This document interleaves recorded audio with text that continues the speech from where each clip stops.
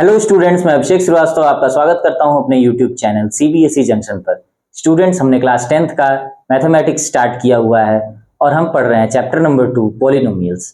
Polynomials का ये तीसरा लेक्चर है और फर्स्ट लेक्चर में हमने बेसिक कॉन्सेप्ट पढ़ रखा है और सेकेंड में जीरोज ऑफ पॉलिनोमियल। थर्ड में हम क्या पढ़ेंगे? थर्ड में हम लोग क्वाड्रेटिक पॉलिनोमियल के बारे में जानेंगे और फिर उसके जीरोज और कोफिशिएंट के बीच का क्या रिलेशनशिप है ये समझेंगे। उसके बाद से एक क्वेश्चन भी करेंगे ताकि आपको अच्छे से समझ में आ जाए। चलिए देखते हैं क्वाड्रेटिक पॉलिनोमियल होता क्या है, उसके जीरोस कैसे निकालते हैं, क्या क्या चीजें हैं, आइए डिस्कस करते हैं। देखिए, क्वाड्रेटिक पॉलिनोमियल समझने से पहले आप बेसिक कॉन्सेप्ट के लेक्चर में अलजेब्रिक एक्सप्रेशन क्या होता है ये समझ चुके हैं। जस्ट कॉम्बिनेशन होगा कांस्टेंट वेरिएबल और ऑपरेटर्स का अलजेब्रिक एक्सप्रेशन बन जाएगा। पॉलिनोमियल्स फिर हमने बताया होगा कि अगर स्पेसिफिक कोई ऐसा अलजेब्रिक एक्सप्रेशन है जहां की पावर ऑफ वेरिएबल एक नॉन नेगेटिव इंटीजर है तो पॉलिनोमियल होगा। पॉलिनोमियल के टर्म्स को पहचानना सिखाया गया है आपको। फिर डिग्री उसकी कितनी कितनी डिग्रीज होती हैं ये सिखाया गया है। टर्म्स के बेसिस पे कितने तरह का पॉलिनोमियल होता है ये भी आपको बताया गया है और डिग्री के बेसिस पे भी बताया गया है। चलिए जल्दी से रिकॉल कर लेते हैं। टर्म्स के बेसिस पे पॉलिनोमियल जो होता है वो monomial, binomial, trinomial and quadrinomial type का होता है। मोनोमियल मतलब एक ही सिंगल टर्म होगा, बाइनोमियल मतलब 2 टर्म्स होंगे और ट्राइनोमियल मतलब 3 टर्म्स होंगे एंड सो ऑन, ऐसे चलता चला जाता है। वहीं देखिए डिग्री के बेसिस पर अगर डिग्री 1 है, डिग्री क्या होती है? मैक्सिमम पावर ऑफ वेरिएबल जो होती है वही वो पॉलिनोमियल की डिग्री कहलाती है। सपोज कीजिए अगर मैक्सिमम पावर 1 है तो डिग्री उसकी 1 होगी और उस पॉलिनोमियल का नाम पड़ जाएगा लीनियर पॉलिनोमियल। डिग्री अगर 2 है तो क्वाड्रेटिक पॉलिनोमियल, डिग्री 3 है तो cubic polynomial, by quadratic polynomial 4 degree के लिए एंड सो ऑन चलता चला जाता है। ठीक है, तो ऐसे क्लासिफिकेशन हम लोग देख चुके हैं। फिर हम लोग सेकंड लेक्चर में जीरोस भी समझे हैं। जीरो क्या होता है? अगर कोई पॉलिनोमियल px या fx टाइप का है, x की अलग अलग वैल्यूज के लिए उसकी अलग अलग वैल्यूज आएंगी, पूरे पॉलिनोमियल की वैल्यू आएगी। कभी कभी क्या होगा, किसी एक पर्टिकुलर वैल्यू के लिए पॉलिनोमियल की वैल्यू जीरो भी आ सकती है। जिस x या जिस वेरिएबल की वैल्यू के लिए पॉलिनोमियल ही जीरो हो जाए वो क्या कहलाता है? Zero of polynomial. ये ठीक वैसा एक दोस्त होता है जो कि आपको पूरी तरीके से बर्बाद कर देता है आपके संपर्क में आके। ठीक है, अगर आप उसके पास रहिएगा वो आपको जीरो कर देगा। वैसा ही है, कभी कभी क्या होता है पॉलिनोमियल में x की कुछ ऐसी वैल्यूज होती हैं जिनको कि अगर पुट कर दिया जाए वो पूरा पॉलिनोमियल जीरो हो जाता है, इसलिए वो जीरोज ऑफ पॉलिनोमियल कहलाता भी है। वैसे फ्रेंड्स भी जीरोज ही होते हैं एक तरह के। ठीक है, चलिए क्वाड्रेटिक क्या होता है ये समझ लेते हैं। क्वाड्रेटिक पॉलिनोमियल, क्वाड्रेटिक पॉलिनोमियल की डिग्री क्या होगी? 2 होगी डिग्री। लिख लेते हैं, इस चीज को अच्छे से समझ लेते हैं। इसकी डिग्री कितनी होगी भाई साहब? सॉरी, डिग्री कितनी होगी इसकी? 2 डिग्रीज होंगी।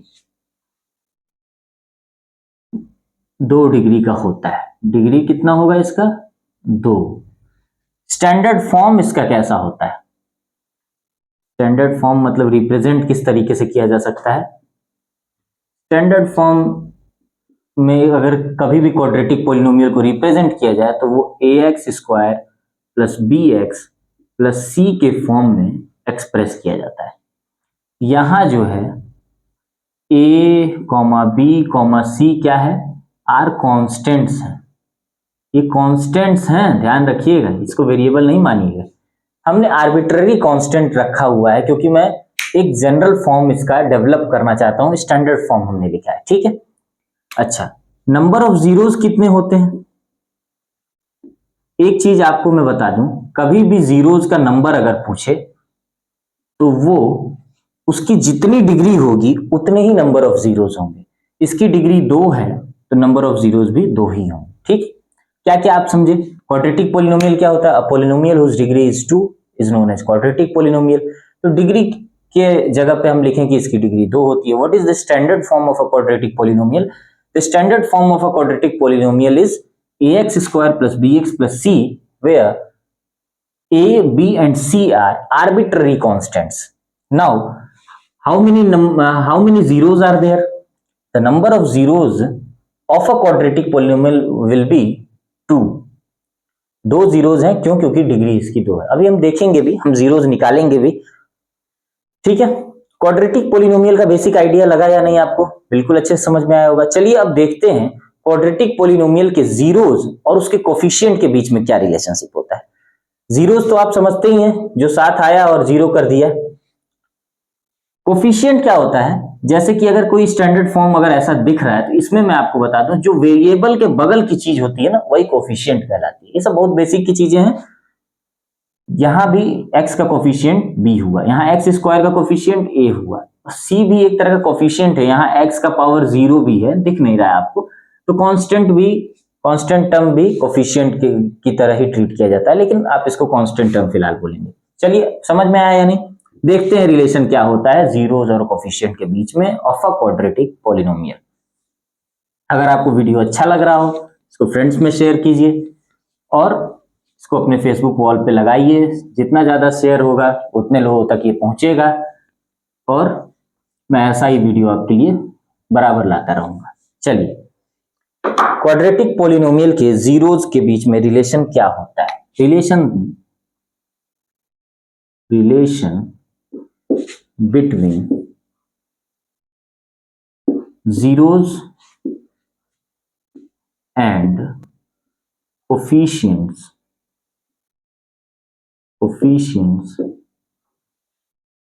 ऑफ अ क्वाड्रेटिक पॉलिनोमियल क्या होगा?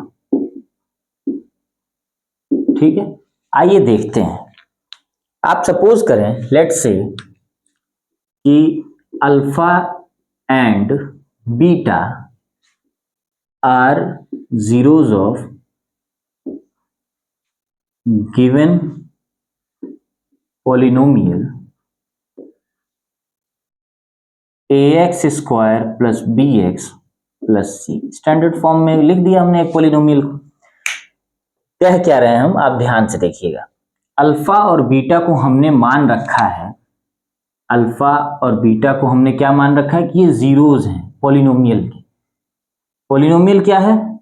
ये ax square plus bx plus C. साफ साफ दिख रहा है इसकी डिग्री 2 है, क्वाड्रेटिक पॉलिनोमियल है। जब अल्फा और बीटा इसके दो जीरोस होंगे, क्यों? क्योंकि नंबर ऑफ जीरोस इसके 2 होते हैं, 2 तो जीरो होंगे ही होंगे। तो क्या रिलेशनशिप होगा इस अल्फा बीटा और इस ए बी सी के बीच में? आइए देखते हैं जरा। आपको जस्ट याद ये रखना है, वो रिलेशन होने वाला है आपका अल्फा प्लस बीटा का। अल्फा और बीटा को जब हम जोड़ेंगे तो वो आता है माइनस बी अपॉन ए। ठीक है, क्या आता है? माइनस बी अपॉन ए। इस चीज को मैं ऐसे लिख सकता हूं कि यानी कि सम ऑफ जो जीरोस होंगे, सम ऑफ जीरोस होंगे, अल्फा बीटा क्या है? सम ऑफ जीरोस ही तो है। वो minus coefficient of x upon में कोफिशिएंट ऑफ, कोएफ लिख दिया मैंने, यानी कि कोफिशिएंट लिखा है। ये आपको बातें समझ में आई या नहीं? रिलेशनशिप क्या कहता है कि जब आप जीरोस को ऐड करेंगे क्वाड्रेटिक पॉलिनोमियल के तो माइनस बी अपॉन ए आएगा। जरा देखिए बी कहां है, एक्स का ही तो कोफिशिएंट है, तो minus coefficient of x upon में ए करना है मुझे, यानी कि जो एक्स स्क्वायर का कोफिशिएंट होगा वो आपका ए है, तो अपॉन में एक्स स्क्वायर का कोफिशिएंट। तो इसी चीज को मैं थोड़ा सा इंग्लिश में स्टेटमेंट वाइज लिख दिया। सम ऑफ जीरोस क्या होगा? माइनस ये कोफिशिएंट है, कोफिशिएंट ऑफ एक्स, देखिए कोफिशिएंट ऑफ एक्स अपॉन में कोफिशिएंट ऑफ एक्स स्क्वायर। आपको बातें समझ में आई या नहीं? सेकेंड चीज क्या है? प्रोडक्ट ऑफ जीरोस का। अल्फा इंटू बीटा अगर आप करते हैं तो वो सी अपॉन ए आता है। ध्यान दीजिएगा, वहां माइनस बी है, यहां सी है, सिर्फ माइनस माइनस नहीं लगा है। इसी चीज को मैं यहां लिख सकता हूं कि प्रोडक्ट ऑफ जीरोस जो आपका होगा वो क्या होगा? कांस्टेंट टर्म अपॉन में फिर वही चीज कोएफ ऑफ एक्स स्क्वायर। कोई दिक्कत है क्या आपको? मेरे ख्याल से कोई दिक्कत नहीं होगा। यहाँ सी अपॉन ए है, सी क्या है? कांस्टेंट टर्म ही तो है, कोई एक्स इसके बगल में नहीं लगा है तो कांस्टेंट टर्म है, यानी कि तो सी अपॉन ए होगा, यानी कि constant term upon coefficient of x square होगा। आपको रिलेशनशिप समझ में आया या नहीं? कभी भी आपको कोई एक क्वाड्रेटिक पॉलिनोमियल अगर दिख जाए सामने, आप सीधी सी बात इतना आप कंक्लूड तो कर ही सकते हैं कि उसके 2 जीरोस होंगे, दोनों को मैं ऐड करूंगा तो ये एक्स के बगल में जो है, अगर इस फॉर्म में अगर कर दीजिए उसको, और फिर जो भी बी की तरह दिख रहा है उसको माइनस बी अपॉन ए के फॉर्म में कर दीजिए, मतलब ए बी और सी के फॉर्म में पहले दिखा दीजिए, फिर माइनस बी अपॉन ए निकाल लीजिए, जो भी आएगा वही आपका सम ऑफ जीरो जाएगा। आपको अब परेशान होने की जरूरत नहीं है, ये ऑलरेडी प्रूव्ड है, ठीक है, चेक किया जा चुका है, आपको बस यूज करना है। अभी मैं आपको वेरीफाई भी करके दिखाऊंगा, जीरोस निकालूंगा फिर वेरीफाई करके दिखाऊंगा, तो और तसल्ली आपको हो जाएगी कि सच में सम ऑफ जीरोस इतना होता है, सच में प्रोडक्ट ऑफ जीरोस इतना होता है। फिलहाल आप याद रखिए, याद क्या रखना है भाई साहब आपको, ये first number result alpha plus beta minus B upon a, alpha into beta c upon a, sum of zeros minus coefficient of x upon coefficient of x square, product of zeros constant term upon coefficient of x square. यही relation है, बहुत आसान है, मुझे लग रहा है आपको अच्छे से समझ आ रहा होगा। चलिए अब क्या करते हैं, देखते हैं कि एक क्वेश्चन करके देख लेते हैं, जीरोस निकालेंगे फिर वेरीफाई करेंगे ताकि आपको बहुत ही क्लियर हो जाए फिर। ठीक है, मैं रब करने जा रहा हूं बिना समय बर्बाद किए। चलिए क्वेश्चन देखते हैं, क्वेश्चन क्या है। अच्छा, कभी भी कोई भी क्वाड्रेटिक पॉलिनोमियल दे, उससे कुछ भी आपको काम करना हो, ये चीज आप याद रखिए, आगे से आपको हमेशा हर जगह ये चीज फॉलो करना होगा। स्टैंडर्ड फॉर्म में करने के बाद ही आप करेंगे कोई भी काम। आप अगर करते हैं, first convert that expression into its standard form, then only you proceed. ठीक है, अब चलिए यहां देखते हैं क्वेश्चन क्या है मेरा। क्वेश्चन ये है, find zeros of a polynomial 6x square minus 3 minus 7x। अगर ऐसा क्वेश्चन हमने ले लिया, 6x square minus 3 minus 7x type का एक पॉलिनोमियल है, उसके जीरोस को आपको फाइंड आउट करना है एंड वेरीफाई भी करना है। क्या? The relation between its zeros and coefficients, coeffs. थोड़ा सा समझिए मेरे लिखे गए चीजों को, कोएफ्स लिख दिया मतलब कोफिशिएंट है, आपको बुक में अच्छे से लिखा हुआ मिल जाएगा। आर.एस. अग्रवाल का ये एग्जाम्पल का क्वेश्चन है। ठीक है, कुछ क्वेश्चंस में मुझे याद हो गया बार बार पढ़ाने की वजह से, इसलिए मैं लिख दिया इस चीज को। Find zeros of a polynomial 6x square minus 3 minus 7x and verify the relation between its zeros and coeffs, coefficients. आपको पहला काम ये करना है कि पहले तो आप जीरोस फाइंड आउट कीजिए। गिवन पॉलिनोमियल क्या है आपके पास? गिवन क्वाड्रेटिक पॉलिनोमियल है। आप ध्यान रखिएगा कि ये पॉलिनोमियल साफ दिख रहा है आपको कि डिग्री इसकी 2 है। गिवन क्वाड्रेटिक पॉलिनोमियल इज क्या है?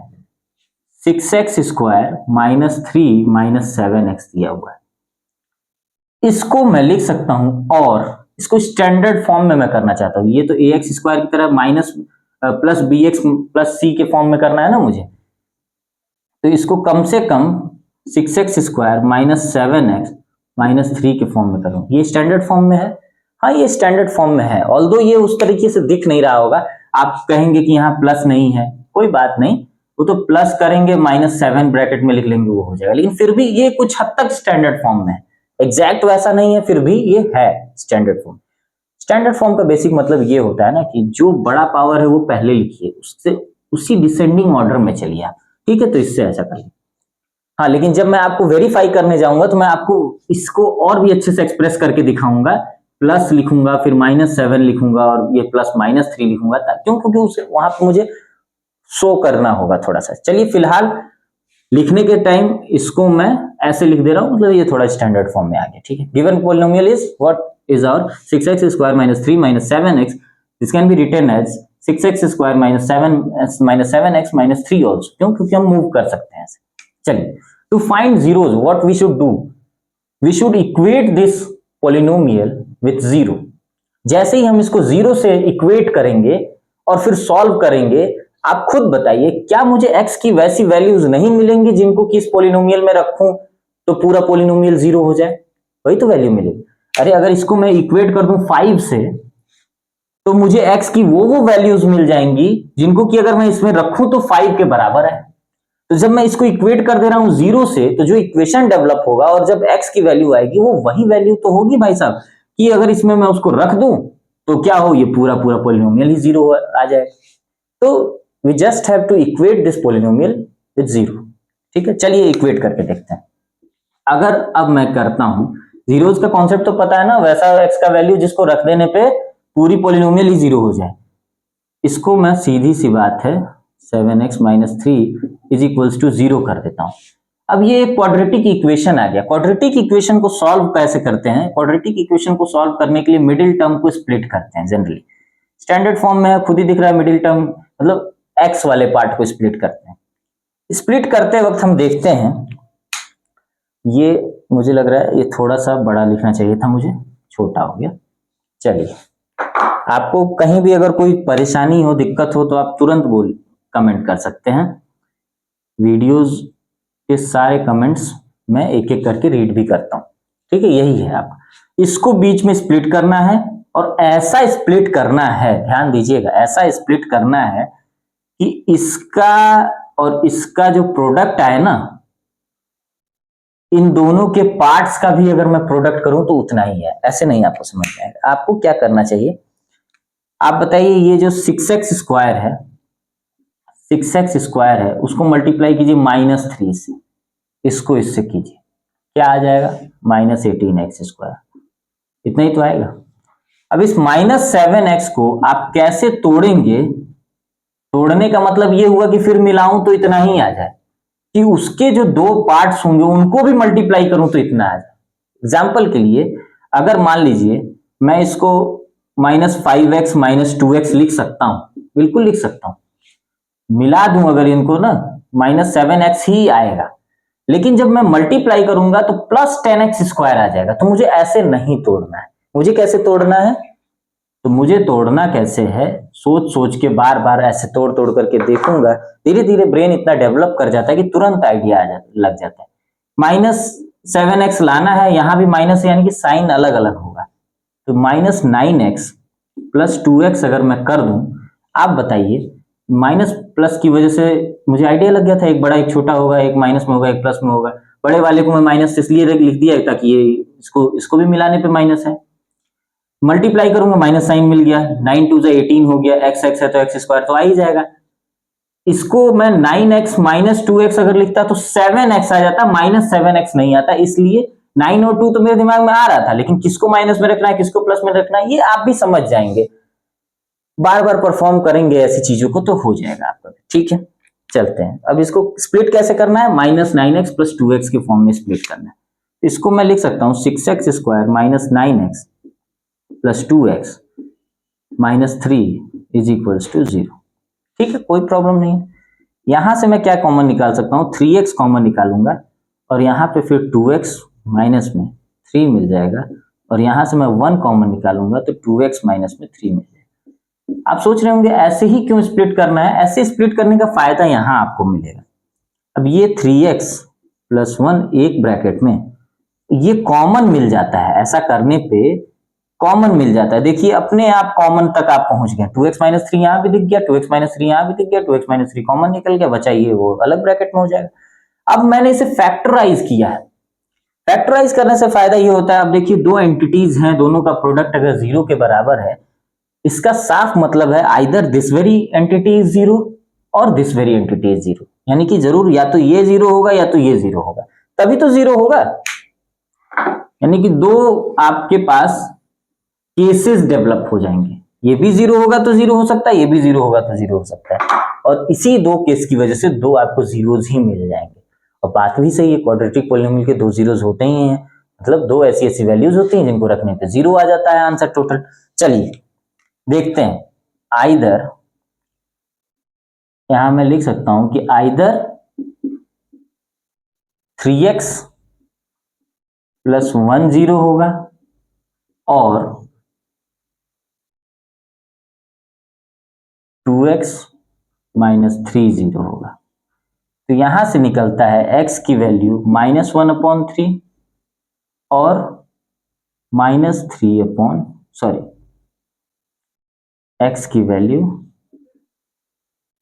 3/2। ठीक, दो वैल्यूज निकली या नहीं आप सॉल्व कर लें। इसीलिए हम कह सकते हैं इन दो वैल्यूज के लिए इस पूरे की वैल्यू 0 आ रही है, तो मैं कहूंगा -1/3 एंड 3/2 आर जीरोज। इसको क्या बोलूंगा, जीरोज। एक और चीज मैं बता दूं, जीरोज का दूसरा नाम रूट भी है। कहीं रूट लिखा हुआ मिले तो आप परेशान मत होइएगा, उसको जीरो भी, जीरो को ही रूट बोलते। एक काम तो हो गया, find zeros of polynomial 6x² - 3 - 7। लेकिन एक काम और है, वेरीफाई भी करना है रिलेशन। इस क्वेश्चन को करने से एक क्वेश्चन तो आप सीखेंगे ही सीखेंगे, साथ में आपका विश्वास भी होगा, फेथ एक रहेगा कि जो हमने रिलेशन डेवलप किया हुआ है वो सही है। ऐसा नहीं आपको लगेगा कि हाँ जो सर ने बताया वो सही बताया। ठीक है, -1/3 and 3/2 are zeros of this very polynomial. Now we will verify whether the relation is true or not. चलिए देखते हैं कैसे। ठीक है, ये समझ में आया ना, ये सब बच्चों वाला खेल है। ठीक है, मैं रब कर दे रहा हूँ। -1/3 and 3/2 ये आप याद रखिएगा, ये जीरोज हैं और आगे वेरीफाई में काम आएंगे। चलिए आप देखिए,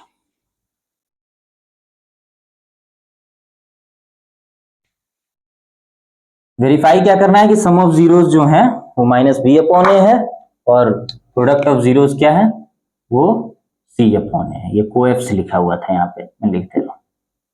चलिए अब देखिए, वेरिफिकेशन के लिए जीरो क्या था लिख लेता हूं मैं पहले। गिवन क्वाड्रेटिक पॉलिनोमियल इज क्या है, 6x² - 3 - 7x, जिसको कि हम लिख सकते हैं दैट इज 6x² - 7x - 3। इसको और अच्छे से लिख लो भाई, दैट इज, ये भी स्टैंडर्ड ही है, लेकिन क्योंकि वेरीफाई करते टाइम कोई और प्रॉब्लम ना आए, समझने में किसी को दिक्कत ना आए, इसलिए मैं चाहता हूं कि इसको एकदम जितना ज्यादा हो सकता है उतना ज्यादा अच्छे फॉर्म में मैं लिखता हूं। क्या ऐसे नहीं लिख सकते क्या इसको? -7 की जगह +-7x लिख दिया मैंने, -3 की जगह प्लस लगा दिया। इससे क्या होगा ना, ये साफ साफ ax² + bx और +c के फॉर्म में नजर आने लग जाएगा। कोई भी कह सकता है कि a की वैल्यू यहाँ 6 है, b की वैल्यू यहाँ -7 है और c की वैल्यू -3। कोई दिक्कत? मेरे ख्याल से कोई दिक्कत नहीं होनी चाहिए। चलिए, इसीलिए मैंने ऐसा लिखा।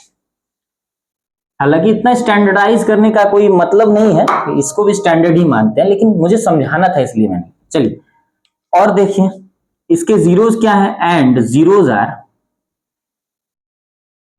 -1/3 एंड 3/2।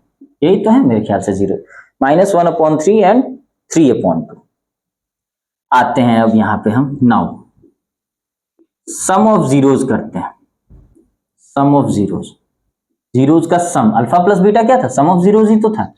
-1/3 + 3/2 को जब आप ऐड करेंगे, यहां आएगा 6 और यहां आ जाएगा आपका -2 और प्लस 3 2 6 है, -2 + 3 3 9, यानी कि 7/6 आ जाएगा। अच्छा अब देखिए, ये -b/a के फॉर्म में है। आप कहेंगे कहां, -b देखिए क्या है, -7 है, तो यहां तो -7/a। हाँ सच में है, देखिए दिखाता हूं मैं आपको। ये -7/a के फॉर्म में तो डायरेक्टली आपको नजर नहीं आएगा, लेकिन है।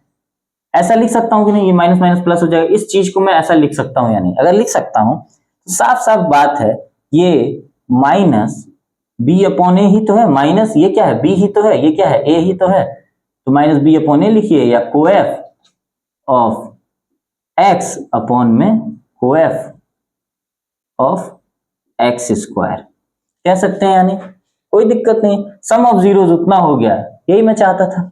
अच्छा, दूसरी चीज, प्रोडक्ट ऑफ जीरोज जरा देखिए। Product of zeros, product of zeros जब करेंगे तो -1/3 इंटू 3/2, यानी कि 3 से 3 कैंसिल हो जाएगा, -1/2। अब कहेंगे ये तो -3/6 है। अरे भाई, तो वही तो -1/6 भी है। इसको मैं -3/6 भी तो लिख सकता हूं, कैंसिल होगा तो -1/2 ही तो आएगा। ऐसा इसलिए मैं लिख रहा हूं ताकि आपको साफ साफ दिखे कि सी की जगह -3 था, ए की जगह 6 था, ये सी अपॉन ए ही है, यानी कि ये constant term upon coeff of x square ही है। अब आप मुझे बताएंगे, यही चीज तो हमने प्रूव किया था कि सम ऑफ जीरोस जो है वो -b अपॉन ए या फिर minus coefficient of x upon में कोफिशिएंट ऑफ एक्स स्क्वायर है। हमने यही तो प्रूव किया था कि product of zeros that is our alpha into beta, वहां अल्फा बीटा होता था।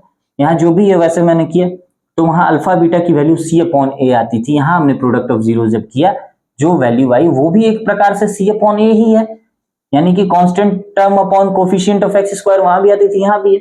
वेरीफाई हो गया यानी कि अब तो हम 100% श्योर हैं कि अगर कोई क्वाड्रेटिक पॉलिनोमियल होगा तो उसकी दो डिग्री की वजह से दो जीरोस होंगे, और दोनों जीरोस के बीच कैसा रिलेशन होगा, अल्फा प्लस बीटा का relation minus B upon A की तरह होगा, अल्फा इंटू बीटा का रिलेशन सी अपॉन ए की तरह होगा।